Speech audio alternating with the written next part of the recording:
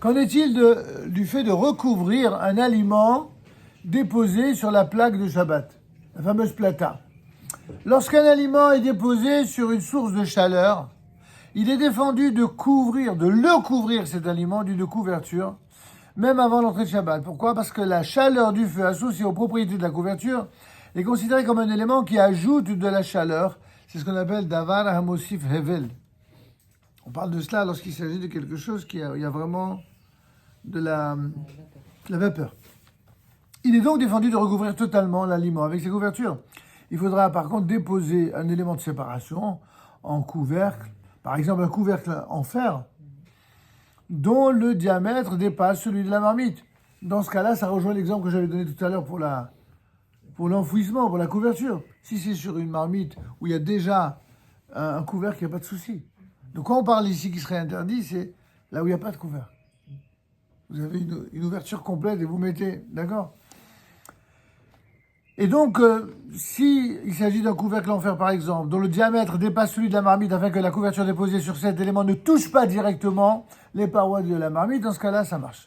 Néanmoins, dans de nombreuses communautés séfarades, la coutume est de couvrir avant l'entrée de Shabbat les marmites déposées sur la plata de Shabbat, à l'aide de couverture, même si celle-ci touche directement les parois de la marmite.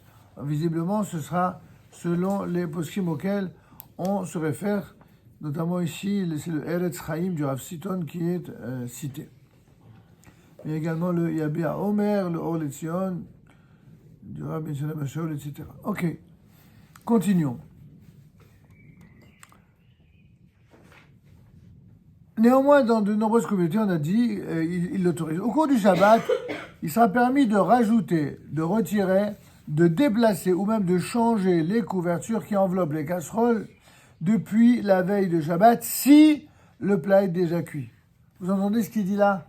Si le plat a eu le temps de cuire complètement, et je précise, et qu'il y a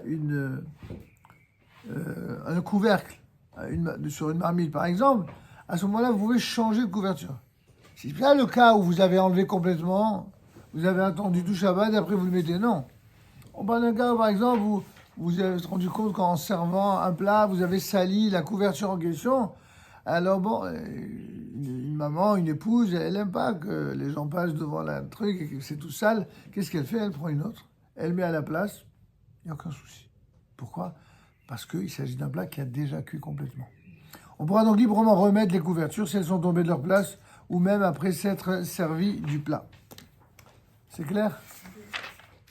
Il est permis également de couvrir pendant Shabbat un aliment que l'on désire déposer sur la plaque de Shabbat, sur la plata, en respectant les restrictions enseignées plus haut, à l'aide d'un couvercle ou d'un papier aluminium, car on désire préserver l'aliment, par exemple de la poussière ou d'autres résidus susceptibles de tomber dans le plat, voire même des petites bestioles en été, vous savez. En été, il y a beaucoup de bestioles en vérité. Pour ceux qui, par exemple, n'ont pas de clim, ils ouvrent la fenêtre. Alors, la fenêtre, surtout dans certains quartiers, quand vous ouvrez les fenêtres, si vous avez des poubelles pas loin ou alors des parties communes, je vous dis pas les petites bêtes, il faut faire attention. Il faut jamais laisser les plats ouverts. Sans même vous en rendre compte, une petite bestiole pourrait tomber dessus. Là, ça. Donc, par exemple, on pourra recouvrir une assiette avec un couvercle ou même envelopper un aliment sec de papier aluminium pour le déposer sur la plaque de Shabbat. C'est pas très compliqué ça. Alors passons maintenant à la loi relative au four pendant Shabbat.